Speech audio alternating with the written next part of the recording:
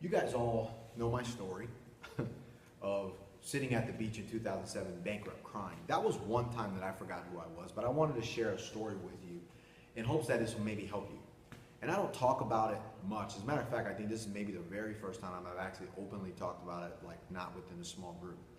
But it was the time I was standing in the kitchen in our ocean front house, and I was talking to my wife, Sharon. And we had been married for a couple of years. We had already kind of went through some of the things that we had been going through, but we had always had marriage problems. We were always on the edge of divorce because we weren't really married that long, and this was our second marriage, both of us. So we're standing in the kitchen, and I remember slamming the freaking cabinet on the cabinet door, and I was like, so you're going to be responsible for our marriage then. You're going to be responsible for our connection, our relationship. And she was like, yeah. So I was like, okay. So I walked off. So before that, and this is how this happened, I didn't feel like she really was attracted to me or wanted me because we had went through so much in our marriage, and I was a guy that really wanted to make her happy, and it seemed like she was never happy. She was never attracted to me, and I like sex all the time, still. And we had sex all the time, but it wasn't what I expected because, you know, I'm an athlete, I'm a winner, a high achiever, so I'm used to women wanting me. And I didn't always really want them in the same way. So anyways, so I had created this email account, and the person I pretended to be in this email was Vince, and I was like pretending to like try to juice up our intimacy, our sexual relationship by pretending to be this guy and pretending like maybe we could meet all these places. And it was going well for a while, but there was a day that I sent her an email and she didn't respond. So I sat on the couch and I was like, huh. Now again, I'm pretending to be this other person, not Victor, Vince. And she didn't respond. Then when she got home, I was like, hey, what's up? You know, how was your day today? Because I was still kind of in character trying to play along with this. And she says something to me. And she's like, you know, I don't need that. And I was like, what are you talking about? Still in character, right? And she's like, what you're trying to do, I get what you're trying to do, but I don't need that. And I was like, okay, all right. All right. She's like, it doesn't really excite me. I was like, all right.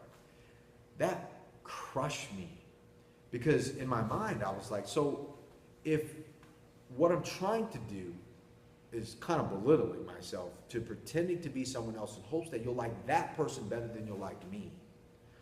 And then I'm doing that, and then you come back and you say even that is not enough, then what is? So in the kitchen, when I slammed the cabinet door on the cabinet, and I was like, you know what, then you be responsible for our relationship. 2 years passed, and it didn't get better. I went to cheating. I went to porn.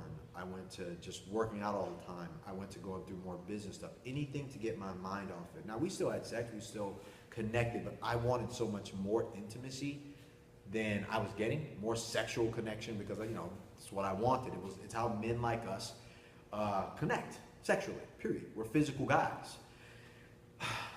I was so miserable that I ended up reaching out every way that I could, all the way down to cheating for years, to find that. For what I now look back into kind of one major thing, I forgot who I was. I forgot that I was important already. I didn't need somebody else to make me feel worthy. And if they couldn't find my worthiness, then they didn't deserve me. That was what I came up with.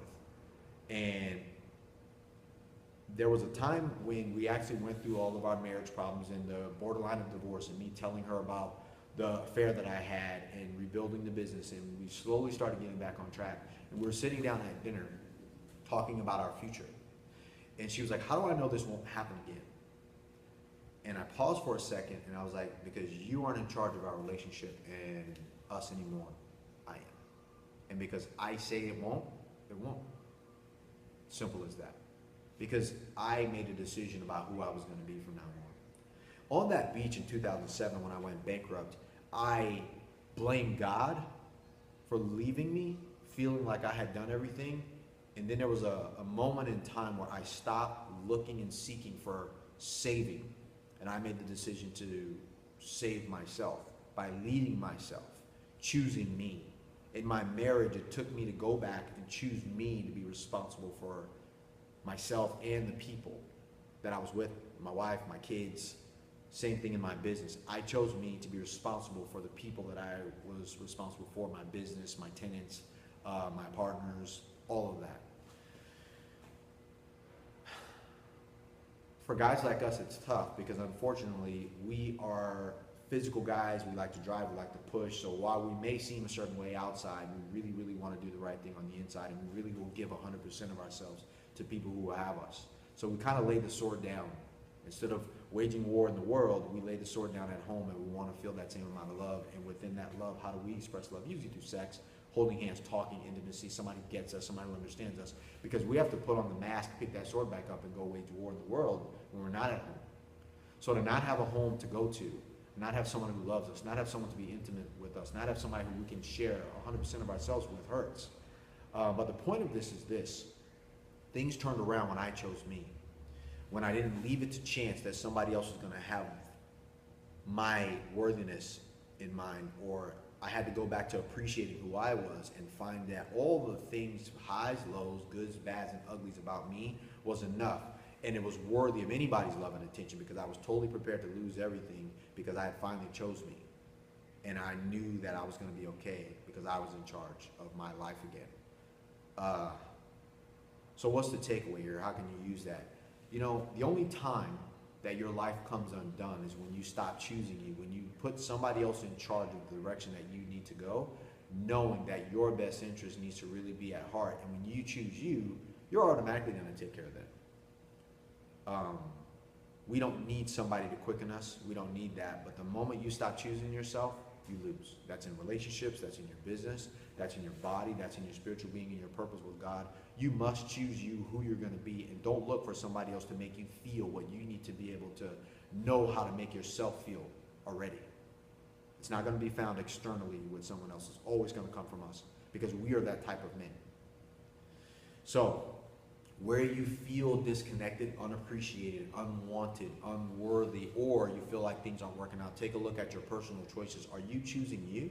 Are you leaving those situations for somebody else to choose for you? Or are you willing to go ahead on and lay it all on the line, put it all on yourself?